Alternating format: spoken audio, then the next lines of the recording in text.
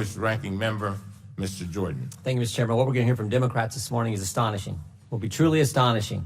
For months, they declared there wasn't even a crisis on the border. Senator Warner said a fake crisis at the border is fear-mongering of the worst kind, and we're not falling for it.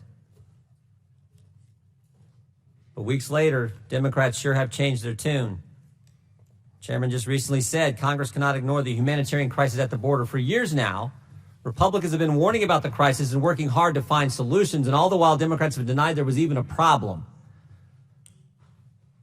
This is not about politics. It's always been about preserving the integrity of our border and preventing the humanitarian crisis that we are all now witnessing. Democrats are in charge here. They set the agenda. The chairman could have had this hearing on a border crisis in January. He could have had one in February or March or April. Instead, prioritize political hearings like the hearing we first had, Michael Cohen, months and months ago. Think about this. The president made his emergency supplemental request only 2 days after that hearing. We knew even then that it was urgent. Instead of giving a platform to a convicted felon, we could have come here to address the border crisis. Only now the situation has reached the point that Democrats cannot ignore it. They finally decided to acknowledge that there is, in fact, a real crisis on the border.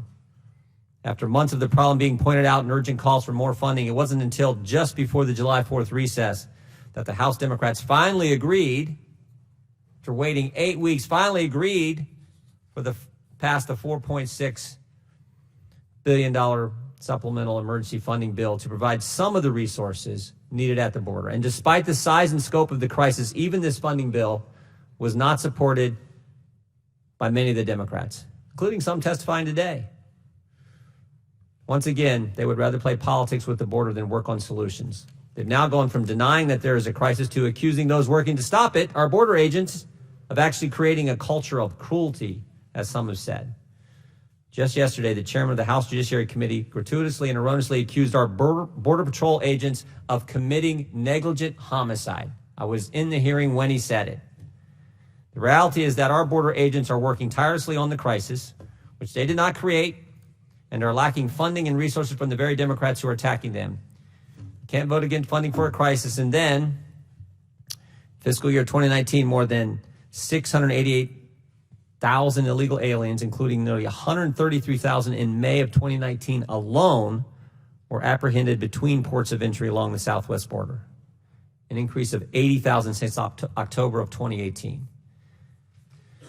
And while historically most immigrants were single adult males, 72% of all border enforcement actions in the last month were directed to unaccompanied alien children and family units. Fabricating stories of cruelty and besmirching the hardworking civil servants who are protecting the border and providing humanitarian assistance does nothing to help solve the problem. And putting a Band-Aid over the border crisis like we did 2 weeks ago does not fix the root causes. Democrats are serious about solving the border crisis. And let's address the Flores settlement agreement.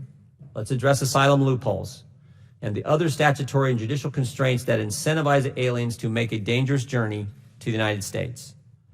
Most of all, they must stop obstructing the border security wall. This is one of the greatest challenges of our time, and as we all know, it's getting worse by the day.